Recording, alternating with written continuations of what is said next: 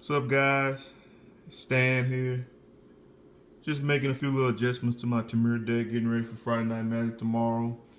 Added in some sweet Zendikar lands, you know. So, decided to do a deck tech for y'all. Let y'all know there's other things to run than just Kai and Abzan. So, this is people at my local shop are calling it temur Friends, I guess, because of I run 7 planeswalkers in it. So just get into a little deck tech action here and go through the cards. Of course, anything running green is standard right now for Sylvan Caryatid. And then I'm running 3 Rattleclaw. Um, People often wonder about the Rattleclaw, but I like it in the deck because it has morph and, I run Sagu Mauler and I like to get Sagu Mauler out on morph a lot of times. So sometimes I can put down Rattleclaw and morph and bait out their removal, and they just wasted it on the Rattleclaw thinking that they were killing the Sagu Maul. Also, it has legs, so you can attack for 2, and it blocks and kills Rival Masters, so that's good right now in the meta. Then we have the B&B of the deck, Savage Knuckleblade.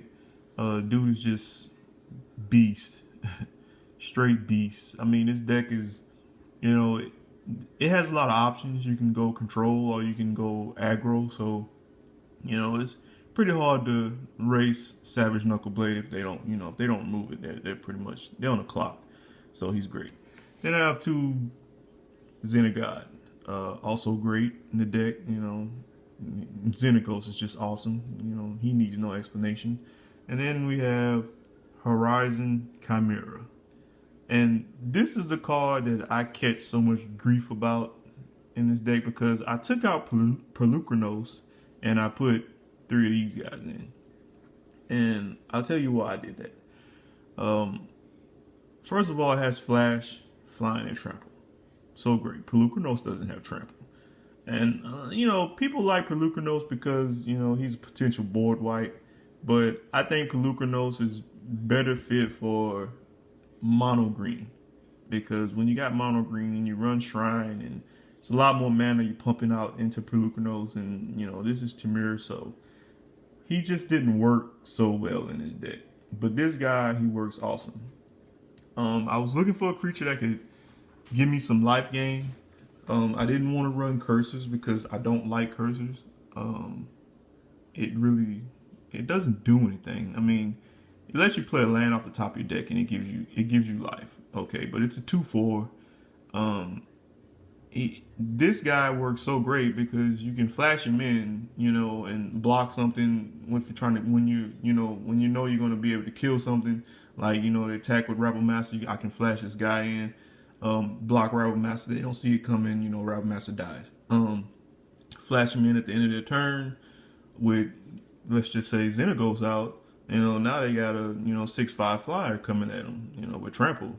And then the life gain is just icing on the cake. I draw a card and gain life. So I've been having a lot of success with this guy in the deck. Some people don't like him, but I like him, so works out for me. Then I have Sagu Mauler. I think he's the most underrated rare in the set. Uh, 6/6 trample hexproof. It's pretty much like clock. You got to remove it or it's gonna be game over real fast.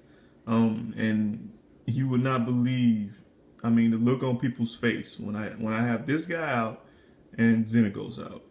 I mean, 12/12 trample hexproof. Let's go. Game. Good game, sir. Yeah. And then for the planeswalkers, I have Sarkhan, 2 Sarkhan. No explanation needed for him. Everybody knows he's great. 2 Xenagos, Planeswalker. Most of the time, I'm just using him to build up my board state, make tokens. Sometimes I use the mana ability, but not very often. Most of the time he's just pumping out tokens. Yeah, works out real good. Just building a little 2/2 green Satyr army. And then I have 2 Kiora. What I find very interesting about Kiora is that when you get her out, a lot of times people will just leave her there. Like they don't view her as a threat. They just let her sit there. And before you know it, you ultimate her, and now you got 9/9s coming in every turn, and then they're like, whoa, holy crap, I should have killed her. But yeah, drop her, and lack of a better term, tap something down every turn, and yeah, she's just good. And then Nisa. I said before and I said again, I think Nisa is the best planeswalker in standard right now. But I only run one of her is because you never want to see more than one in this deck.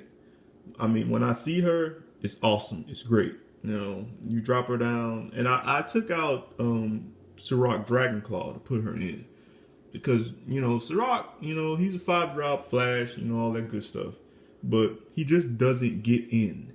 He doesn't have trample himself, and him giving all the rest of my creatures trample is kind of like in this deck, it's not really that big of a deal, just because a lot of my guys aren't that big anyway.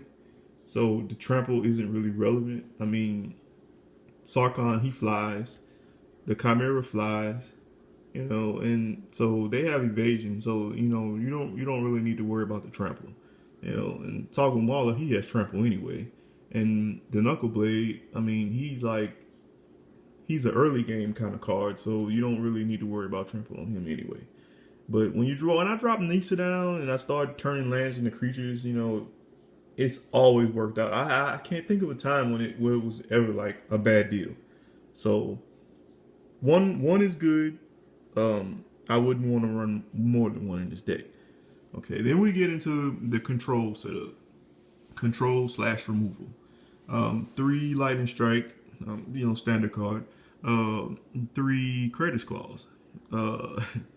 Doubles as remover and finisher, as I'm sure people are aware of. And then 2 Stubborn Denial, which is, always awesome.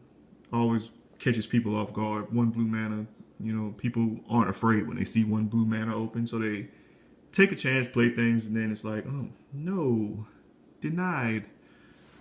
Then we get into 3 Disdainful Stroke.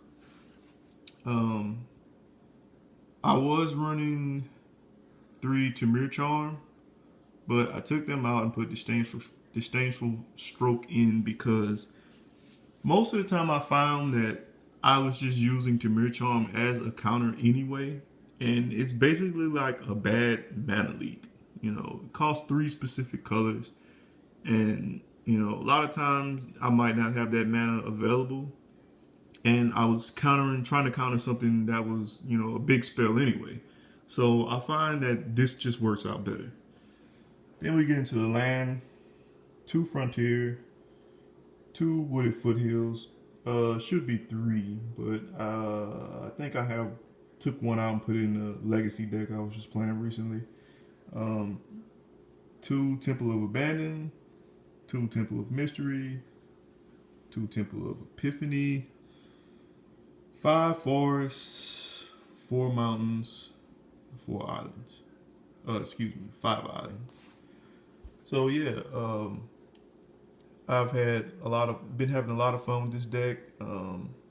This deck makes a lot of people upset.